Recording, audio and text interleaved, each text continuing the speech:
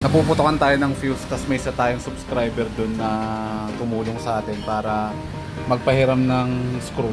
Kasi tinanggal ko muna tong negative positive nito para hindi na ako maputokan ng fuse. So ito na, na-find out na ng magaling nating mekaniko yung problema. Kasi nung nagtaas tayo ng handlebar, nag-riser tayo, tas medyo bend. Nabanat pala yung wire. Kaya ganun yung nangyari. So ngayon okay na, fixed na. Ayan si Moto J. Siya ang owner nitong shop. So guys, kung meron kayong mga papagawa, mga engine or kung ano man, mga wiring electrical, bisitahin nyo lang siya dito sa Banaba. Banaba, sa may tapat lang ng Alpha Mart to. Pasok nyo, Phase 6. Tabi ng ABC Animal Bite Center. Update lang sa ating PCX 160 na napuputokan ng 7.5 na fuse. So lagi pumuputok yung 7.5 natin dyan. Buti na lang na find out na yung problema. Papagawa kayo, search nyo lang to, Moto J.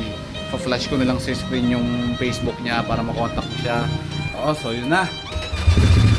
Okay. O check engine, driving light. Yun na. Okay pre, high and low mo. High, low. Tapos kusina. Kusina pre. High and low ng stock light, pasuyo. Yun. Ayos. Ayos na. It's alive!